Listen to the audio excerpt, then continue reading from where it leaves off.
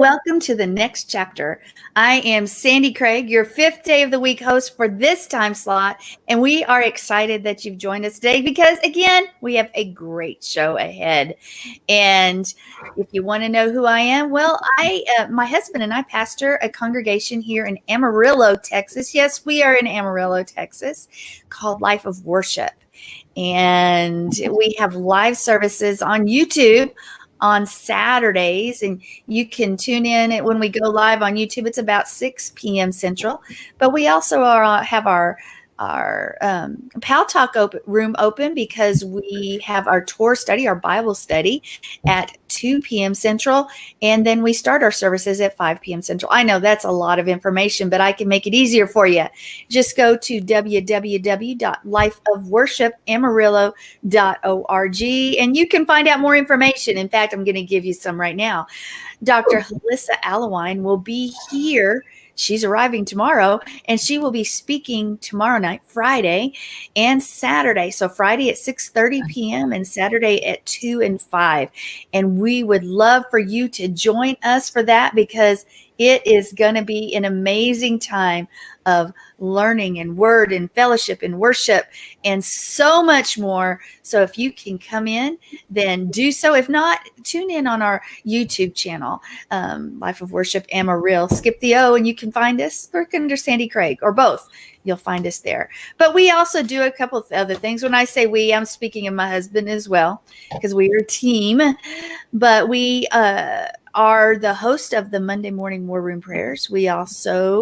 He also hosts Let Us Reason Together Monday at this time slot, 8:45 a.m. Central. And then we do Tuesday, 8 p.m. Central, Walking in Spirit and Truth. And, of course, this show. And then you may see us pop around this network over and over again because we love it so much. And we love what this network stands for and what it's doing. Hallelujah for that. Thank you. We have an exciting show ahead. It's called Battle of the Mind. And get this, insane, crazy, and normal. Is that a tickler for you? You don't want to miss a bit of it. We're also going to be talking about the health benefits of garlic and the news and so much more. So just call everybody, like this program, like it if you're on Facebook, subscribe to the Messianic Lamb Video Network, and also share this because help us get the word out. And we'll ignore him for a minute because he's not officially here yet. Yeah, we're ignoring you. So no, you don't have to get out of the picture. All right. There's a man in your house. There is a man in my house that's peeking around the corner. Well, I want to introduce our my co-hosts. And first up is Miss Sherry Flannigan. We are so excited that you're here. You just got through doing Thursday War Room Prayers, and you also host his great name, and you are broadcasting right from Ashland, Mississippi. Hello, Sherry. Hello. How are y'all this morning? Wonderful, wonderful, wonderful. Was it great starting your day with prayer? It's always, that may be a subject we need to bring. If we just realize that we are going before the God of the universe, that he hears and answers our prayers. I mean, it can be overwhelming. Yep. It really can. And how much we can change in people's lives, in this earth, in this world. It's just, if I think about it, it's like, wow, everything we prayed about changed something today. God hears and answers our prayers, help somebody in their life. That's so right. Anyway, we're not talking about prayer, we're talking about the mind. Well, mind this morning. Thank you for joining us, and hello, Joe and Satya and Tova and everybody else whom I haven't named or who will be watching in the future. Thank you for joining us. Let us know what you're thinking. We'll at least scroll it. We'll do something. We'll do something with it. Well, there are more people than Sherry and I on the program today. Our next host is Mark David Smith, the creator of Messianic Lamb Network, and he is broadcasting from North Carolina. And we are so glad that you're here, Mark, and we like your I got to be the right way. Up there. It's so backwards. Yeah. Yeah, isn't that cool? It is cool. Yeah, if you can't read it, then I'm gonna put a railroad track in here that runs me back and forth, or it's more like a pinball machine. Boom, boom, boom. What? Never mind. I love it. That way you can read it. Well, I can read it. It looks good. Okay. You can read it. You can read it. You can read through me. I can read. Haven't you seen those studies where very few letters in the words have to even be there or be correct, and you can still read it? Speed reading. Well, yeah, but you'll see. Anyway, it's crazy. Say I took Evelyn Woodhead's sped reading course, and now I can read at a speed of 3 words per minute. Well, we're about to introduce you, Mr. Craig, and he just walked off. I'm completely ignoring you right now, Mark. So I don't know what to say. I guess John wants a long introduction. John, my husband, the co-pastor of Life of Worship, because we pastor side by side. Are you really going to come in anytime soon? John Craig. And he does. I just flew in. Yeah. Whatever. Yeah, I agree. Whatever. Hey, good morning, everyone. It's good to be here. And Mark, I just had this great thought for you and your backgrounds there. And just an idea. You know how you took your hat off and, your head kind of had disappeared and stuff? Mark, what would happen if you wore all black? And would it just be your head bouncing around on your screen? Oh, wow. The things you guys think of. I don't know. You made him leave. I made him leave. I saw that his screen froze up. Okay. Well, he'll be back. Well, this is going on. I have a question for you, and Mark's going to have to answer this as well later on. And I'll actually put it in the chat room right now. It's our question of the day, and we haven't done it in a few weeks, but we're not going to skip today. And maybe you know the answer to this, but it's just over 30% of men say they fear this. What do you think that 30% of men fear, Mr. Craig? Do you fear anything? I am married to you, so I do know the answer to that. 30% men fear this. 30%. Okay, not like 50 or 60 or 90. But only 30% fear this. Loss of health. I don't know. Okay, so that's your guess. Sherry, do you have a guess? They fear women. Women. That's a pretty good guess. Hey, does anyone in our chat rooms, do you have an idea what 30% of men say they fear? Joe said commitment. Commitment. I think that's over 30. Well, I hear silence. I was hoping to ask Mr. Mark David Smith this question, but he'll be joining us soon, I hope. In fact, we're going to just save the answer for that question because I'm going to go into some news attack. Yeah, the weird news, the weird and crazy news. Walmart is testing driverless grocery deliveries. Walmart is experimenting with autonomous grocery deliveries. Wawa is launching a pilot program in Houston that will use Neuro R1 self-driving vehicle to shuttle food from select stores to customers who've opted into the program. The companies didn't outline how customers would enroll, but Houstonians can expect service to start shortly in the coming weeks. So would you want autonomous, a driverless grocery delivery to your house? So what's it do? It pulls up to your front of your house and honks?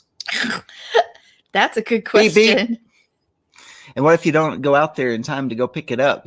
Do they drive away with it? And then, and what about, if it's a marked car, Walmart driverless delivery, will it get hijacked? And it's in Houston.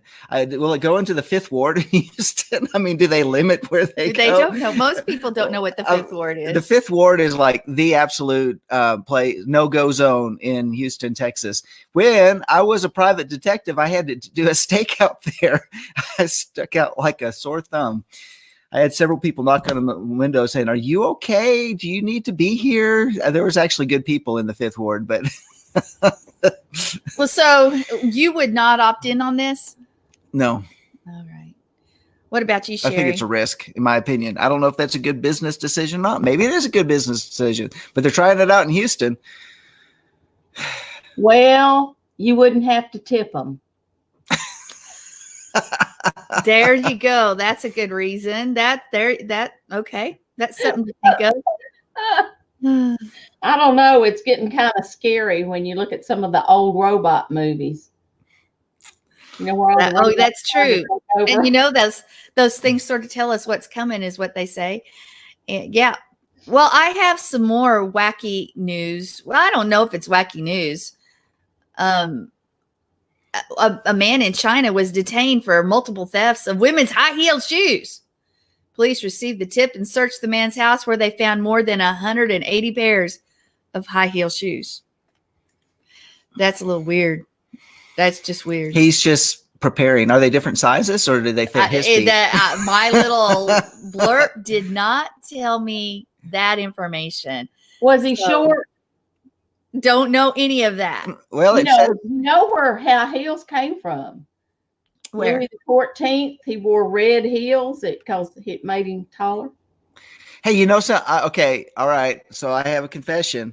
In the 70s, because remember, it was the 70s, there was a thing called platform shoes. Yes. Men wore. And that was one of the things. I wore platform shoes. They had a little like you did? Yeah, I mean, you actually had a sole that was like super thick. I didn't wear them all the time. I can't imagine It that. was just Were you taller? It was just, you did the disco and all of that stuff. Bell bottoms. You wore You had a necklace. Shirt open. I need to, when somebody else is talking, I'm going to pull a picture, because John had Farrah Fawcett feathered hair too. John had hair. But it was Farrah Fawcett feathered back. So when somebody else is talking, I'm going to have to find the picture and see what we can do to get that on. Let everybody see. Afros were in.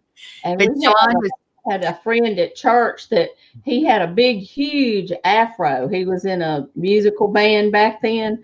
And his daughter read across his picture, and she's saying, "Daddy, were you sick or something?" He said, "No, darling, I just had a lot of hair back then." A lot of hair. Well, we want to see that. I know what people want to see that. Mark, I have a question for you. It's the question of the day that 30% of men say they fear this thing. They hear what?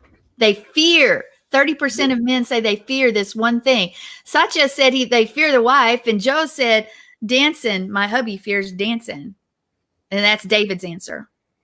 I say it is they fear going insane. Oh, to bring us to our show's topic. That's it. Well, I'm going to give you the answer, because David's right.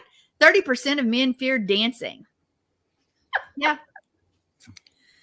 I say, there's nothing more powerful than men dancing. Hey, let's see that one more time. We're gonna have to. It's hard to do when you got the green screen. Oh, I've seen that picture before when you showed it on the show. Not too long ago. Check out the flannels, man. Yeah, buddy. I have other ones here, but I can't find them. Don't make fun of the flannels. Bob still wears them. I'm going to tell you something. He gets out on that river wind, and he's like, "Give him that flannel shirt." You know what? I have a insulated flannel shirt. I love it. And it's like shredding. It's totally shredding. I can't find insulated flannel shirts anywhere. Try Duluth trading. Duluth trading. You can try that. Duluth, but let me tell you right. this. It's disgusting to look at it. Oh, there's another picture, everybody. It's hard to see with the green screen. Anyway. It is harder to see with that. So Mark, I don't know if you heard my comment, but But what you need to do now that you've got the green screen is wear all black. So it's just like when he's got that on, when he's got the like a bouncing head. Well, no, it'd be green. I'd have to wear green. Oh, wear all green. Is that what it was? Well, when you took your head off the other day, you lost part of your head. What you're looking at right there. Well, see, that's what I could take. This is a green cloth right here. What I'm looking at is green. And you see this, which is a picture. So if I would take the green cloth down, which you guys have seen the black, and then just wear black, then I'd be a talking head, a floating head. There you go. Well, here's something else is you can do the weather now. Oh, I need to do that. That would be a great backdrop. Oh, I'm going to do that. That's write that idea down. Thank you. I like it a lot. We'll have to do that sometime. Oh my. We'll do it on the compass of cram. That's awesome. Well, we are going to go right into our health segment because there's a lot to discuss on the show today. So stay tuned for health from the inside out.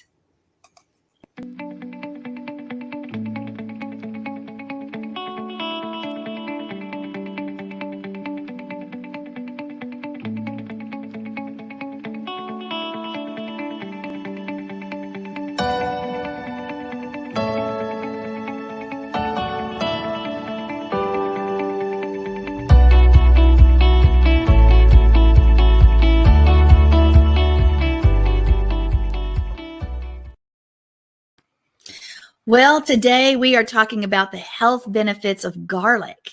Yeah, garlic. So you may think, it's good in food, but there's so much more to know about garlic. And I want to thank Tova Ratson.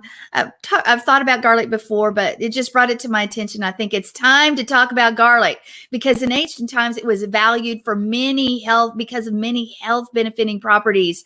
And in some cultures, it still is. We sometimes shy away from it because it's a little smelly. But let me tell you that it's worth looking into because in the old times of the ancients, it was used as bug repellent. Medieval Europe used it against plagues, and Egyptians even buried their dead with it because it was so important. Some benefits of the garlic are credited to the presence of the sulfur-containing compound allicin, found in fresh, crushed, or chewed garlic. And it has antibacterial, antifungal properties. Oh my, you may have to help me out here. All right. So every 100 grams of garlic will serve you with close to 150 calories, 33 grams of carbs, 6.36 grams of protein. Garlic is also enriched with vitamin B1, B2, B3, B6, folate, vitamin C, calcium, iron, magnesium, manganese, phosphorus, potassium, sodium, and zinc. All in a little clove of garlic. Now, here's what's really good is that high sulfur content in garlic gives you that antibiotic property, and it keeps your digestive system clean by flushing out all those toxins. It even helps to build your immunity against common cold and prevents heart ailments because it cleans up your arteries. It's great for rejuvenation and healing of the skin. But here's the deal. Place a clove of garlic between your teeth, bite a little of it to release its extracts, and then swallow it. The whole thing. I didn't say crush it up. Didn't say put it in your food. Bite it, release everything, and then swallow it. Some say you need to wait 15 minutes so all of the properties come. But whichever way it is, swallow that whole garlic clove. Why? For one reason, it's a blood purifier. The root cause of acne is because your blood needs cleaned up. And so what do? You take two cloves of raw garlic with warm water every day, early in the morning, and consume a lot of water all day long throughout the day. And if you're looking to shed some pounds, squeeze the juice of a half lemon in a glass of lukewarm water and have it with 2 cloves of garlic in the morning. Don't look so disgusted. I'm demonstrating. Oh, you're demonstrating. So Crush it between your teeth. Well, eating the garlic actually helps with the absorption of nutrients, and it helps your digestive system. It also helps you push off fatigue. So you do need to have some garlic. Yeah, there you go. Think about this. It also helps in lung and throat problems due to its pungent smell, since consuming garlic can irritate the digestive tract because of its pungent smell. A signal travels to your brain. You're going to demonstrate? And it releases watery fluid in the lungs to counter the pungent property, thereby clearing out your lungs for a cough because of coughs and colds. And speaking of that, it helps with cold and flu. Taking 2 to 3 cloves of raw garlic specifically, or sipping it in some tea with a touch of honey or ginger for taste is going to relieve stuffed nose and cure the cold, but it also builds your immunity against having more colds. Yeah. It said that during World War II that garlic was called Russian penicillin because you would have 60% fewer colds and faster recovery. You would recover from colds in a day and a half instead of 5 days if you ended up having one. So take your garlic. But there's more. Yes, there is more. It prevents heart disease because it helps lower your cholesterol levels because of the antioxidant properties of allicin. It is also immensely beneficial to regulate blood pressure. But it's imperative to consume the garlic raw. You really need to have raw garlic. It's also antibacterial and antiparasitic. It's used as an antibiotic to treat bacterial and fungal and parasitic infections, and it has been since the beginning. Right. Diluted garlic extract helps children with tapeworm infection, and a garlic-based mouthwash doesn't sound like fresh breath, but in very small quantities, it helps ward off cavity-causing bacteria. And here's another big one. Studies have shown that it helps prevent cancer because there's an association between the daily consumption of garlic and the prevention of stomach and colorectal cancers, as well as prostate and breast cancer and others. It's very effective because of that hydrogen sulfide production. It also reduces the risk of esophageal and stomach cancers. You have 1 crushed garlic within an hour. Guess what? The expression of your genes related to cancer, anti-cancer causing immunity, it builds that immunity, and it boosts up the bloodstream within hours, going after things that shouldn't be there. Yeah. It also helps your skin and your hair. Yeah, it helps your skin and your hair because it gets rid of the free radicals and slows down the depletion of collagen, which leads to the loss of its elasticity. And that's what causes aging skin to look aged. Yeah. Now, I will say this next part is controversial because some people say do not apply garlic to the skin. In fact, there's an article out that has shown severe burn-like parts of the skin when the garlic was placed.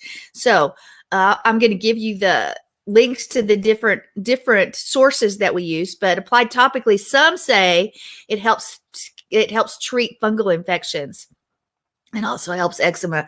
But again, beware of that because I've also seen the videos where it burns the skin. But it also helps your hair. It says that you rub some garlic infused oil on your scalp and it helps rebuild thinning hair. So again, that's a topical application. So do some research before you actually do those things. It helps pull your splinters out. Yeah, it does. Think about that's pretty cool. Research has shown that crushed garlic can prevent infection that comes to burn patients. So that's another good reason.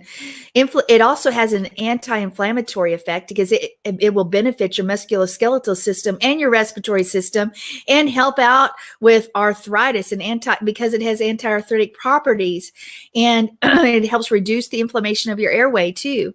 It also said to help obesity because obesity, as studies are going on, is partly caused by inflammation of the body. So it reduces that inflammation. So it helps with obesity. And don't forget that garlic and detoxification work hand in hand. That's very, very, very important. Detox your body. It helps cleanse that liver of all of the environmental things that you come across just in your everyday life, not to mention what you put in your body. So it has a great detoxing ability. And remember, that's important because a lot of cancer is caused because of DNA damage, and that is taken care of through detoxing. Garlic also has a calming effect. So they say, put it under your pillow. Yeah, for the first couple of days, it might be a little difficult, but after a few days of keeping garlic under your pillow, you're going to sleep much better. It helps you with toothaches and repels mosquitoes and earaches and coughs and so much more. But here's something you need to remember. Most of us apply and cook with garlic incorrectly. If you want some of those properties to go into your food, cut the garlic up and then let it sit for 15 minutes. Yeah, I said before you apply it to your food. Now, here's a problem. Most applications, whether it's boiling or stir frying, et cetera, destroy almost all of these properties in garlic. The best way to consume it is raw. Now, when you roast it, it will keep some of those properties, but not much. You want to have raw garlic. Yeah. So what do you think of that? Raw garlic. But here's a tea. Here's a recipe for tea. For your tea, have it 30 minutes before you go to bed. It's going to help you out. You have 1 clove of garlic that's crushed, garlic milk, and a teaspoon of honey. Combine the garlic and the milk in a saucepan. Let it boil for 3 minutes. Return and remove it from the heat. Let it cool. Add some honey, and you'll sleep well. So garlic, do your research on it, because there's a lot of things that garlic can do. There's a lot of things that Yahweh has given us that will naturally help us fight off things, but will heal us, heal our bodies. He's given us these tools. We've forgotten about it. And that's what I have to say about garlic. And I remember when I married you, you always took garlic pills. And by the way, it takes 27 capsules to get the 27 capsules of garlic to get the same benefits as 1/2 clove of raw crushed garlic. And it's recommended that you have 1 full clove. So you would need to take much more. You need to take a whole bottle of garlic to have the effects of 1 clove of garlic in your body. But you took it when we got married. Yeah. But I have a question. It didn't say anything about how it affects your love life. Oh, I do have an answer for that. When I was looking, it talked about taking parsley with garlic will remove the smell. All I can say is that when I've had Caesar salad, I go, it's like, John, have you had garlic today? Or yesterday? Did you have garlic within the last 24 hours? Yeah. But when I was looking up all this stuff, it said take parsley. Parsley will help offset the odor. So consume garlic with parsley, and you're not going to get the bad smell. And Tova says that parsley is great for your kidneys. So there you get a double benefit from that. So is that why they always used to put those little parsley cloves on your plates at a restaurant? Is so that you can, anything garlicky, you just eat your parsley. Think so. And then your love life is still protected. Tova does warn, as much as garlic burns your skin, there's no way she would ever put it on your skin. And remember, I can't imagine holding it in your mouth for 15 minutes for that. No, you're not holding it. You're cutting it. If you wait for 15 minutes, you're just letting it sit there. Then you swallow it whole, but you break it. You crush it with your teeth initially. And some said to just go ahead and swallow it right at there. And others said, let it sit 15 minutes so that the properties are released. Not in your mouth. Not when you crush it. No, you're not holding it. In your mouth for 15 minutes. Like, that's kind of nasty. Anyway, so. I mean, I like garlic in food. Don't get me wrong. I just think it would be really hot in the mouth. If you're swallowing, it's irrelevant. Right. So, yeah. Anyway, I just think it's a relationship killer if you just. I just told you how to solve that. Parsley and garlic together. Okay, there you go. Right. Just saying. Okay. Well, everybody, that is our health segment for the day. Does anybody want to say anything real quick on it? Sherry, Mark? Yes, Sherry. The reason why you can't get rid of the odor is because it's not in the breath or in the stomach. It's sulfur compounds that are released in your bloodstream.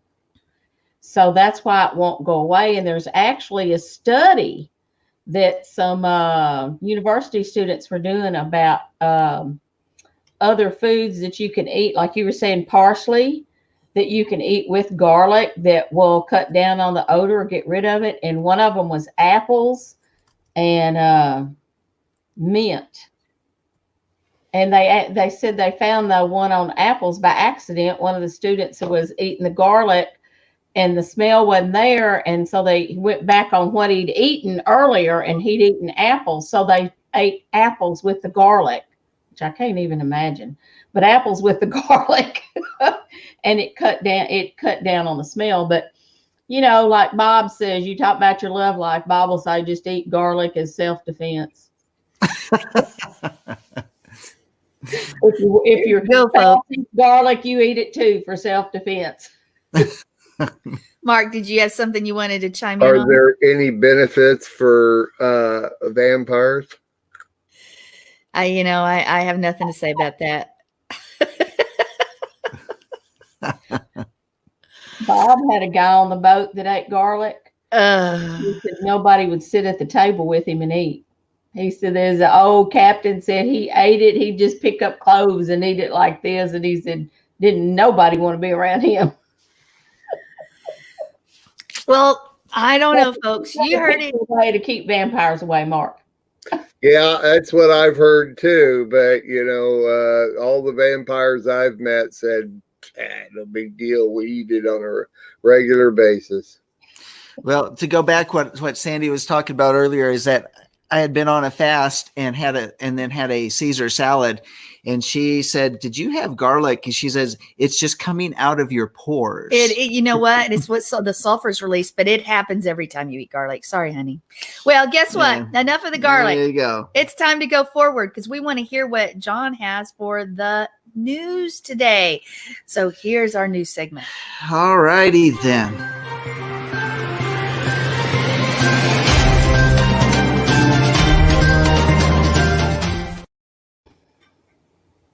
All right. So on this news segment today, this is kind of an interesting thing. It's starting to get some news traction out there. I wanted to bring it to the forefront so people can be prepared.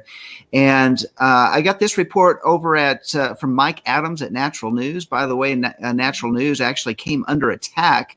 Their website was attacked. That's a whole nother thing, but because of their discussion about vaccinations. But nevertheless, this one is about weaponized coronavirus invades the USA as world panics over possible pandemic. And this is not to fear monger or anything like this. This is just reporting on what's going on. So the next wave attack against humanity has been unleashed, the so-called novel coronavirus, that's 2019-NCOV, is now spreading across mainland China. And with the Chinese New Year travel surge underway, Chinese residents are exporting the virus everywhere. Confirmed cases have cropped up in Taiwan, and the CDC has confirmed that at least one patient in the United States has been infected and hospitalized after being misdiagnosed for a week, during which he most likely spread the infections to others. And this is as covered by Alt Market.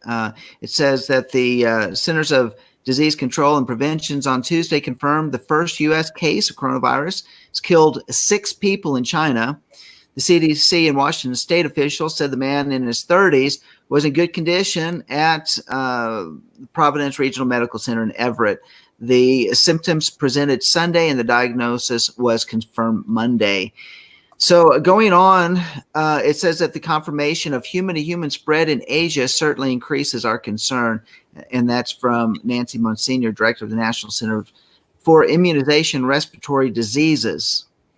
So going on, it talks about that the cases have been spreading to Japan, South Korea, Thailand, Taiwan, the Philippines, Australia, and now the United States, reports DC Clothesline. And also the question is it already in Mexico? One case of coronavirus has been confirmed in Mexico involving a 57-year-old Asian man whose stops included Tijuana, Beijing, and Wuhan. Wuhan is where it had all started. And besides where it started, it says upwards to 20,000 people already infected in China, according to estimates. Of course, what type of confirmed information can you get from China? But 20,000 unconfirmed cases, according to Imperial College of London. They've confirmed 440 cases, which is equivalent to almost 20,000 unconfirmed cases. Going on and talking about this, and this is where it gets very interesting, is it a bioengineered weaponized viral strain? What seems obvious from the rapid adaptation of this viral strain, which has now achieved human-to-human transmission, is that it's been engineered as a self-replicating weapon system to achieve globalist depopulation goals. The long incubation period that seems to be presently observed allows the viral strain to spread in stealth mode, largely undetected until a payload fully activates. The longer incubation period, the more people are infected and become silent carriers, even if they don't know they're infected. Currently, the coronavirus is believed to have a low fatality rate, something less than 5%. However, this may change as the viral strains adapts or is altering through transgenic effects emerging from exposure to other circulating viral strains. Now, bottom line is humanity is now under a serious threat from these engineered bioweapons. What's very interesting, I read one report, is that people that are getting the vaccination seem to be the ones that are spreading it. And that's something that you need to do your own research on. The recommendation is that for this best remedy that works best against this particular strain, however, is entirely unknown. And if you're affected or you're afflicted with this coronavirus, you should seek out immediate help from a naturopathic physician, because if the CDC gets their hands on you, they'll probably deprive you of any access of natural medicine while they take biopsies and blood samples and turn you into a human lab rat. So take some garlic. Take some garlic. There you go. So those are some things that's going on. It's spreading, and it's in the United States now. So be aware. They're also saying that it could have the effect, if this thing transmutates as what they're seeing, is that it could possibly spread and become like the 2018 swine flu epidemic that hit worldwide, which I actually had relatives that passed from that. So there you go. There's some information on this coronavirus. You need to be paying attention. Make sure that you're taking health effects. Now, I wanted to say this. There have been 3 cities now in China besides Wuhan, 2 others besides Wuhan. They've been shut down, locked down. They're not letting people in or out. And now they're having supply chain issues where there's no food in the grocery stores. And there has been an increase in robberies and crime, because people are trying to find ways to eat and survive because there's no food coming in or out. Well, I'd heard that a while back, because I was reading something on this earlier this week or last week, and that they had been very closely monitoring planes that were coming from the Asia area. I have no idea. Yeah, in fact, but they very downplayed it. They didn't. It wasn't. Actually, they are. They've added 2 more cities. I think it was Chicago and Atlanta are now checking. There's about a handful of cities that they actually are doing active work to identify people that are coming in with fevers. So, hey, you guys, do you have anything you want to say about this, Sherry? It just comes more and more and more clear that we're going to have to trust the Lord for more and more of the stuff that's coming at us at these days. Yeah. And the recommendation to be out there and be, we're supposed to do our part, but then there's the part where we look to the Lord to order our footsteps around the problems, look to Him to just do whatever is needed to preserve our life, to preserve His people's life in the earth. That's right. That's what always comes to mind when I hear things like that. And I mean, like I said, it doesn't mean we're just act stupidly and go, just like people, I'll stand in front of a truck, it won't hit me because I believe in God. Well, you better move. We don't do things like that, but we pray and we ask Him to be a watch guard over us, over these things that are coming on the earth. That's right. Mark, did you want to jump in there for a I second? think we take for granted just what we do have here in the United States. You know, the ability of different organizations to monitor what's going on and keep us safe. And I mean, we hear these news stories, and they branch out from one direction to another into other countries, and on a regular basis, I do thank God for being able to be born in a country like this, to live and maintain in a country like this. I mean, we virtually just never have to worry about it. We never have to, or we don't think about it. I mean, unless you are infatuated with the fact that it could happen, which I'm not. I let the Lord lead my path, and I don't worry about these things, though I'm aware of them. I think we forget sometimes how blessed we are to live not only in a great country, but and to have a God that does monitor our lives around us, our the people around us, our environment around us, the ecosystem. I'll tell you what, that's one thing that is rarely talked about, is the ecosystem. Each one of us have our own ecosystem.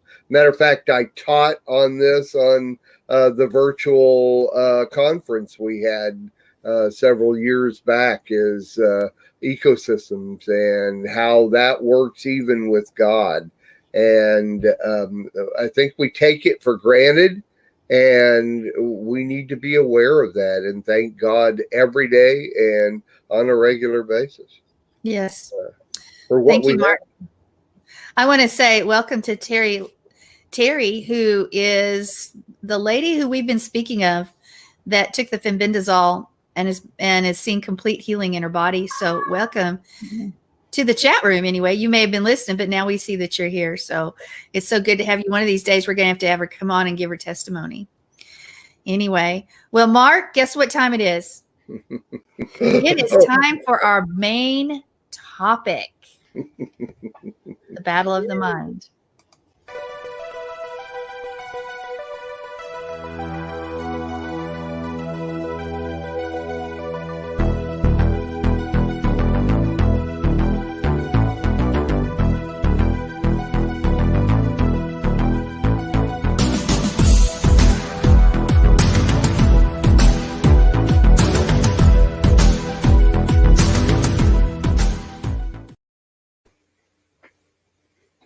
Which I love that music.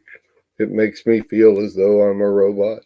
It makes me feel crazy. Okay. It's where do I go? Let me just start from the beginning. Hey, how about that? The battle of the mind. And when I hear that title, The Battle of the Mind, it makes me think of the words insane, crazy, and normal. These are three words that really aren't three words. They can go anywhere you want them to go. Anyway, let's start with what I have up here that I've researched out, because I have my own thoughts. But let's see what the world on Google has to say. Google, is that a normal name, by the way? Okay, insane. Here's the definition based by Google Dictionary. In a state of mind which prevents normal perception, behavior, or social interaction. Seriously mentally ill. An informal definition: shocking, outrageous. So insane can be something that is shocking, or it's just outrageous. And I'm going to bring it into perspective as much as I can during this. I'm going to be the example here, and we are talking about humans on these definitions and the things I've looked up. Talking about humans, I'll be the human example for this.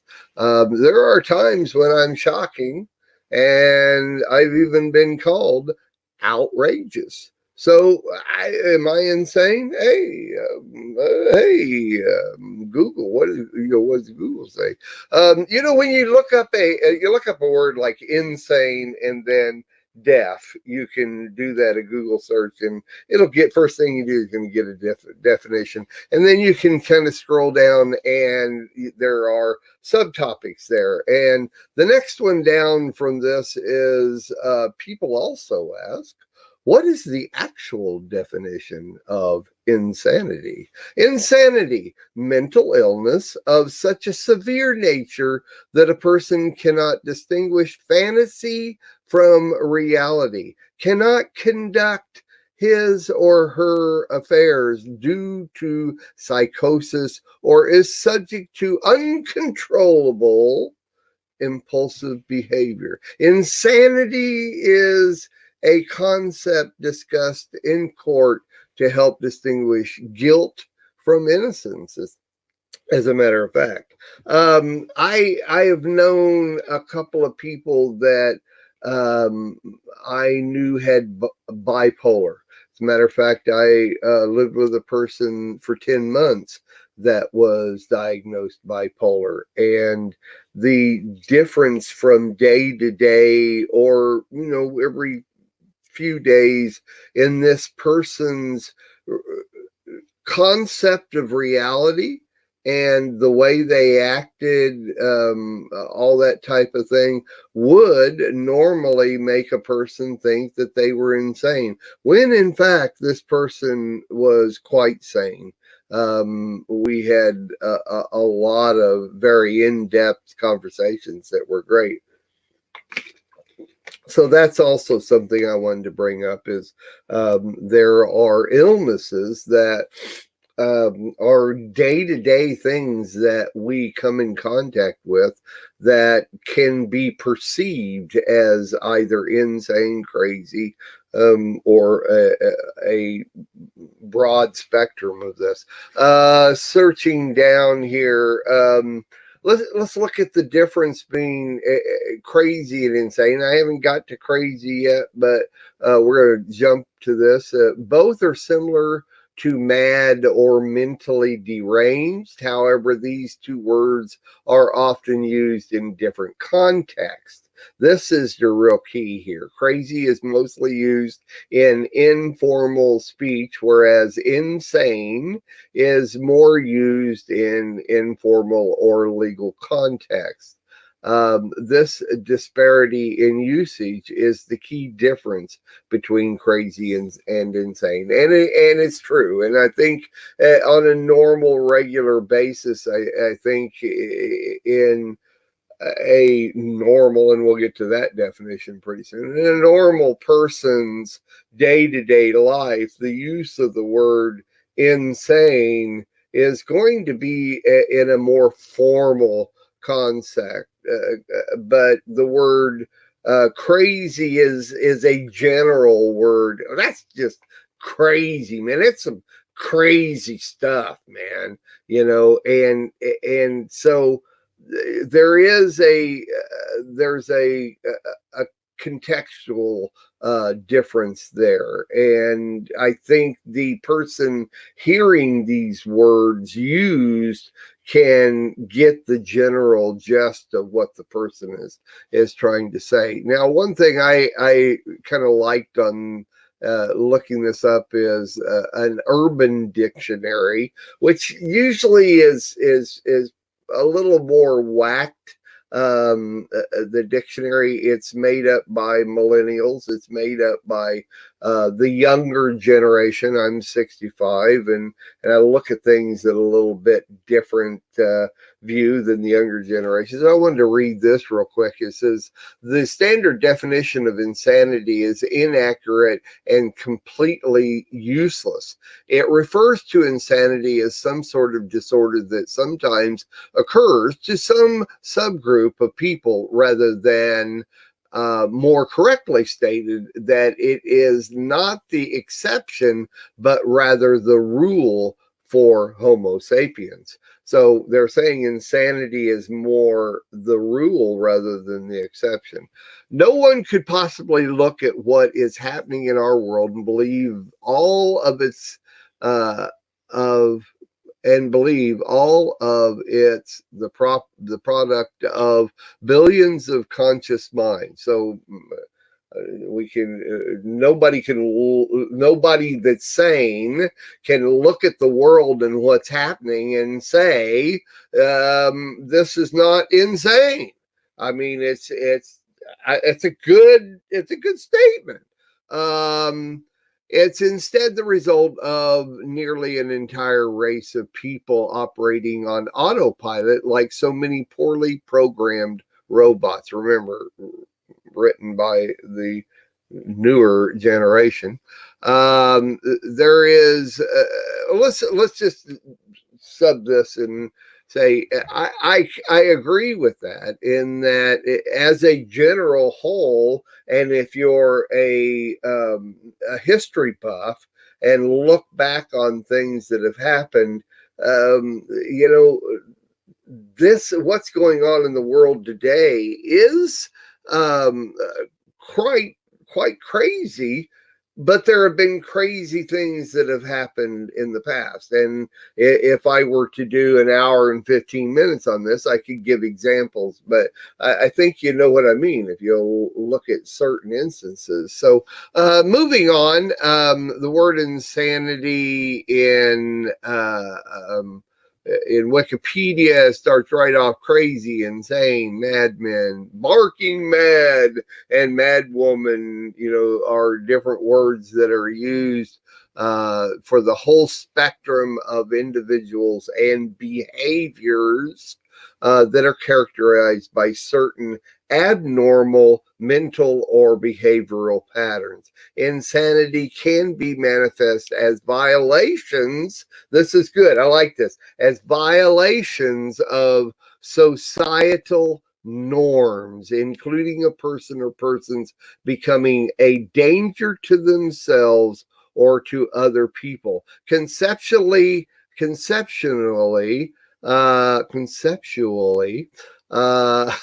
mental insanity also is associated with the biological phenomenon of contagion or infections, and that goes on and on and on like that. So let's go to crazy because of my time constraints here. Crazy means insane. Oh, hey, what do you think? Someone who doesn't see reality the same way as the rest of us is crazy. Once again, let's go back to the terms insane and crazy. Insane is more of a formal term, and there's boundaries, I think, is the best way to look. You should, it's almost a legalistic boundary type thing, where to be mentioned as insane by regular society, they're okay, did they go past this boundary in these given areas? And at that point, then now, yes, we can say they're insane. Whereas crazy is just things that are done, like talking about flat earth using Play-Doh. See, that's a little crazy. Talking about how using the normal scriptural understanding of that in the last days a loaf of bread will cost as much as a day's wages, but using a payday bar, which costs $2.38 for a payday candy bar, cost is absolutely insane. To me, that's the normal use of insane. They need to go look at the payday company and look at the executives and say, $2.38. Somebody come in here and find out whether or not these guys have crossed the insane boundaries. Now, see, to talk about that, that's a little crazy. But, so sometimes, though, crazy actually, from the battle of the mind point of view, really, is it all that abnormal? It's just a conceptual idea of from one point of view to another point of view. Now,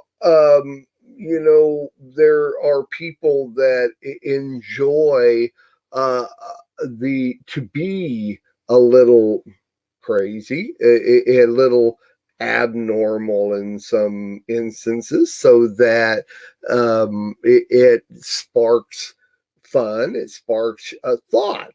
A lot of times I go to a next level type thing of talking about something that normal people wouldn't talk about, to spark you to think, gosh, that's not right. Maybe we shouldn't think that way. Look at sometimes, John brings up news items that are just stinking off the wall, but it seems like it's a little insane that this could happen, but yet it did. So it's that can be considered a little crazy. See, it's not necessarily insane because it hasn't passed those boundaries legalistically. Let's put it that way. Now, let's take a look at the word normal. Normal. Google, look up Google, just go to Google, type in normal space DEF. That's definition. It says conforming to a standard, usual, typical, expected. Let's go down here. Let's see, the usual, average, or typical state or condition. Let's go down. What does normal really mean? Being normal means being standard. Being normal means like everyone else. Being normal means superior people were once seen as abnormal. Ooh. Okay, so if it means being standard like everyone else, then I am in the battle of my mind. I am claiming here and now in public, I'm abnormal. Now, I remember, oh my gosh, this was one of the best. You remember the movie Young Frankenstein? It's just one of the most abnormal, crazy movies that there is out there. And if you're looking for fun and a laugh a second, go rent the movie or find the movie Young Frankenstein. And we all know the story. I'm not going to go through the concept of Frankenstein and the book and the movie and what it's about and everything.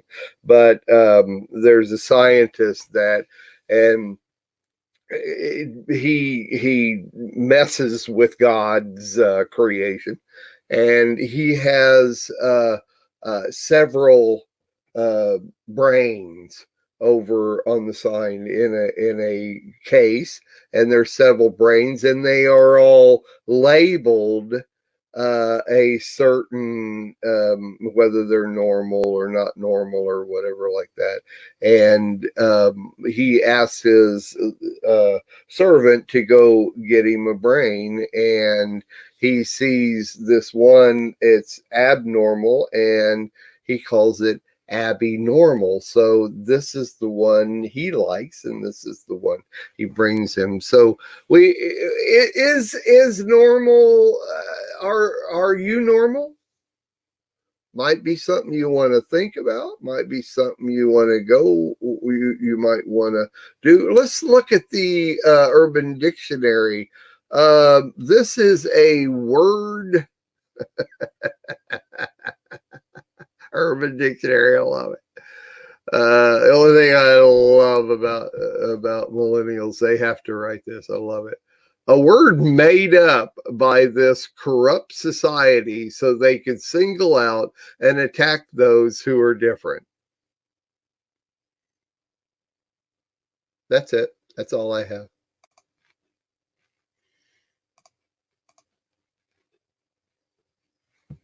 Can't hear anybody. I can't hear anybody. Oh, there you go. Insane. I guess I should sit up. I was chilling. Insane, crazy, normal. Sherry, what do you have to say? Well, I always like, Mark always brings us to a different perspective of the subject, which is really good because it causes our minds to think in a different direction. And that, you know, the definitions there, especially the urban definition, you know, on that is just very interesting about normal and abnormal. And, you know, what they said about that, about the one of the definitions you use is that the violations of a social norm. Well, if there's no any social norms, anything, then it feeds into the millennial thing that everybody's okay, I'm okay, you're okay, you know, you can do whatever you want to do and it's all okay, and you don't have any standards. That's basically what they're saying, is you don't have any standards, which is in their brain, but actually they do have standards because they believe that those of us who are people of faith are abnormal. We are mentally ill because we believe in a living God. So that's, I mean, that kind of blows them out of the water, but that's always been kind of there in communist countries. Russia, when Germany was behind the Iron Curtain, they would pick people up who had faith in God, and they would put them in these insane asylums and give them chemicals to get them to change their mind about it. So are we saying here that normal and abnormal is not it's a moving target? What's normal to some is abnormal to others. What's abnormal to some, moving target. That's good. It's a moving target.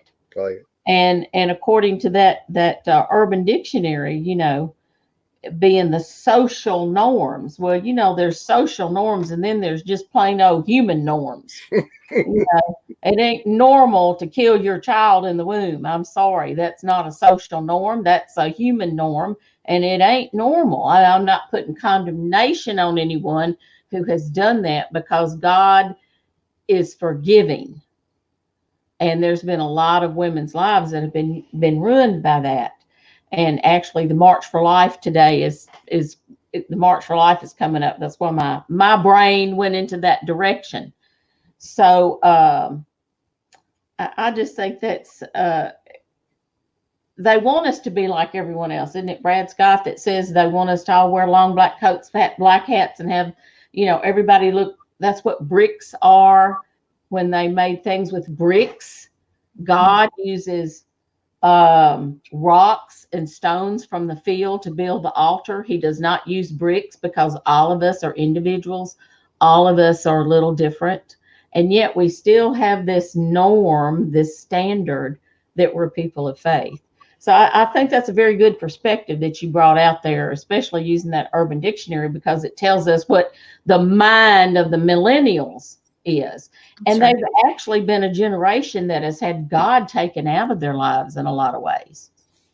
True. And that's the path that people go down when they don't have God, in my opinion. That's true. You're right. You're right. John. Well, I have something to say all the time. You know that. You don't look happy, brother. What did I do to you, man? You made me think. That's insane. Oh.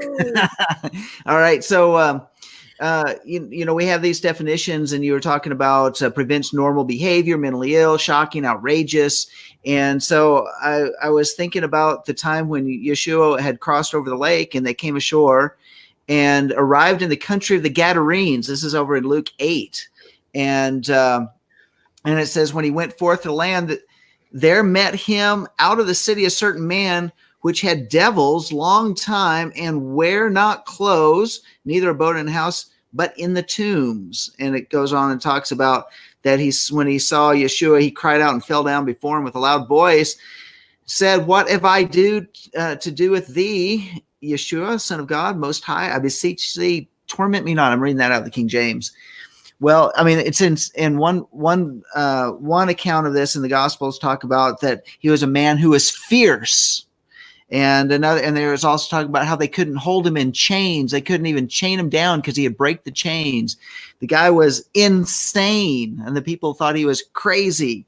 And to make the point, dropping down a little bit further, Luke 8:35, it says, then they went out to see, this is the people from the nearby cities, what was done, because all his demons went in the pigs. They went swimming, drowned. So can pigs fly? Can pigs swim? Okay, going on. Went out to see what was done and came to see Yeshua and found the man out of whom the devils were departed, sitting at the feet of Yeshua, clothed and in his right mind. And they were afraid. Very well said. And so I looked that up and I was like, in his right mind, because that's really on the opposite side of crazy, insane. And it really says, okay, the battle of the mind, which is oftentimes once our psychiatrists and psychologists, they want to talk about how they want to treat it and give you medications and pharmaceuticals and numb you out. And Sandy had made a comment early, they want us to be zombies. And when in fact, maybe they just need deliverance.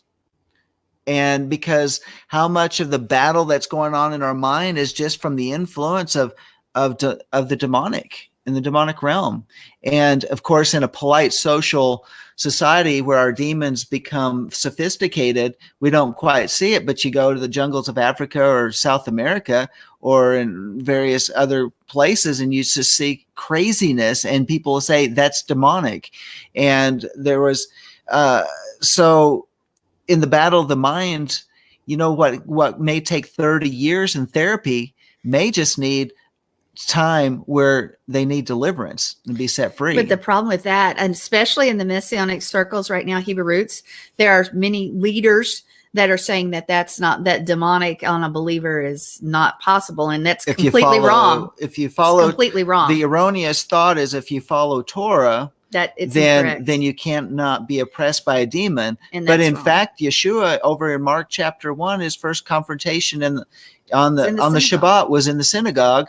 A person following Torah had been demonically oppressed, and Yeshua had to cast that demon out right then and there, and the people were amazed. And you want to know something? When in our ministry, we've seen it. It doesn't matter if you just follow Torah. Just following Torah doesn't get you saved.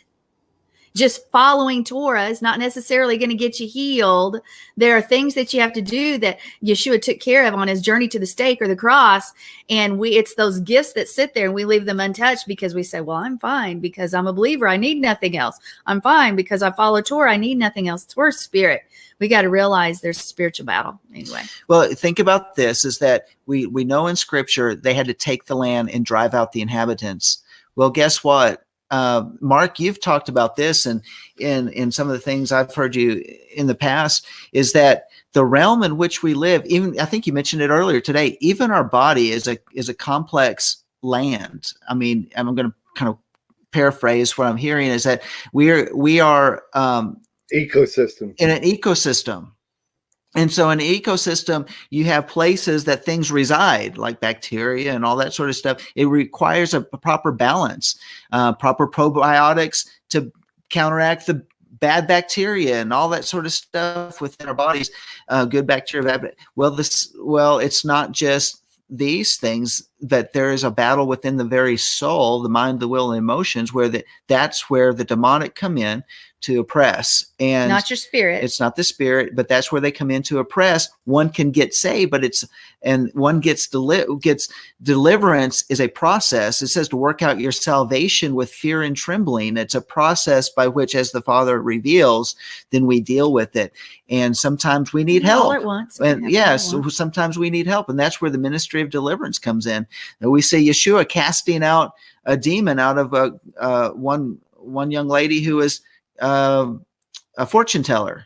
So, there are times that those things need to be driven out, and the land needs to be taken back, and the people will be set free and no longer afflicted. And you find that in generations that demonic is handed down too. That's why you have, well, I'm an Irish, so I'm angry, and my mother had an alcohol problem. My grandfather, guys, those are demonic. That's demonic oppression, familiar spirits. Mm-hmm. We can go on. That's a whole show, but you're right. Demons run in gangs, and demons will try to run down through generations. And a lot of people don't they think demons are foaming at the mouth and falling out on the floor. No, you can be demonically, and like you said, another show. Maybe that ought to be our next one. I don't know, but they can be depression, or rejection, impulses, rejections, low self-esteem, addictions.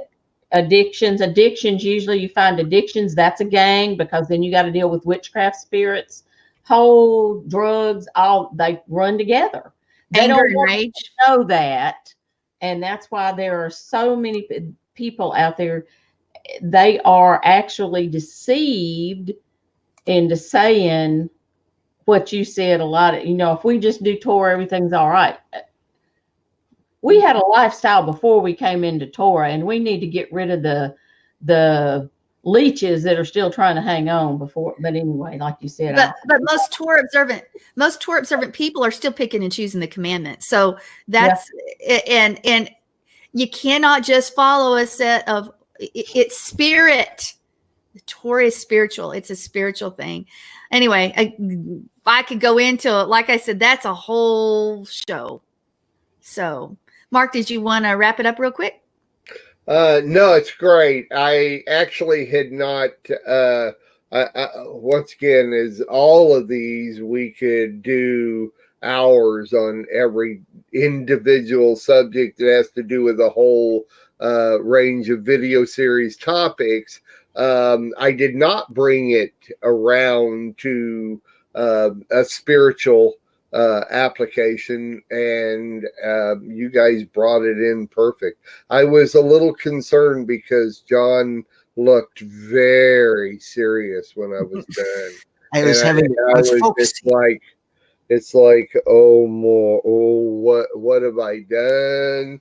Where have I gone? Because if I don't see that smiling face, buddy, I was sitting there. I was taking notes. I was paying attention, and then I was like, "Okay, Father, where's the application?" And then that's where I ended up. Yeah. So I guess I expected y'all to bring it around to this, because I sure didn't. But I mean, I had a whole nother page on this, but we're good. I appreciate all the input, because this will make a great little segment that I'll put out on Facebook and the such. Well, you make us think hard, Mark, not hardly think. We have to think hard.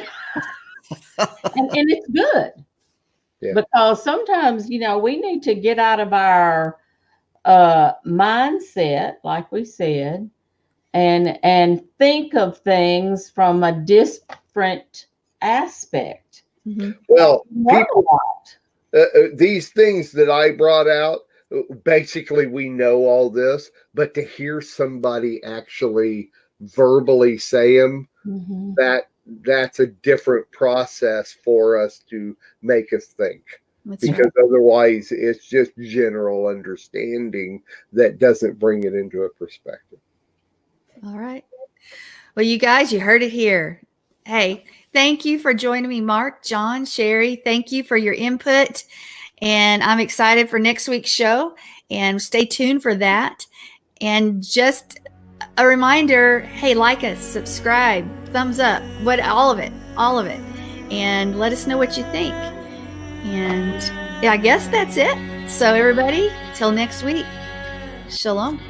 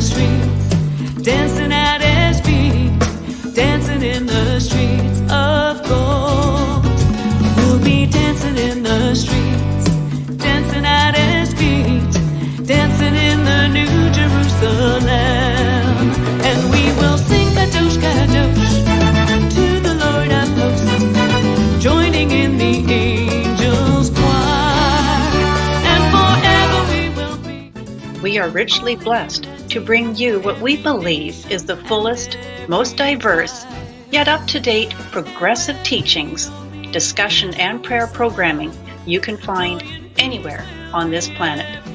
Be sure to take the tour of the MessianicLambRadio.com website. I'm Susan Hoogie, thanking you for joining us on the Messianic Lamb Video Network.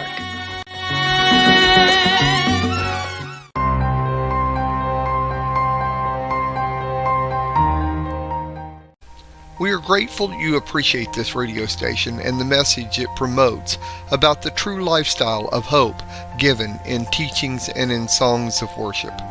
Your humble donations will ensure the continuance of the message of hope to brethren worldwide by Messianic Lamb Radio.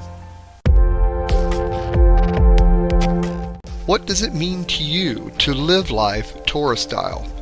Well, to me, is basically the essential is to imitate what Yeshua was, and to love Yeshua and to love our Heavenly Father is to do His commandments. And His commandment never changed. He told us that He didn't come to abolish but to fulfill, and that our righteousness need to exceed those of the Pharisees. We understand it that the Torah is still valid for us today, and never was a way of salvation, but it always was a way of sanctification. In addition, the Torah is used to witness about Yeshua, proclaim Yeshua, and celebrate the appointed times, which point to the past salvation and to the future salvation of the Lord.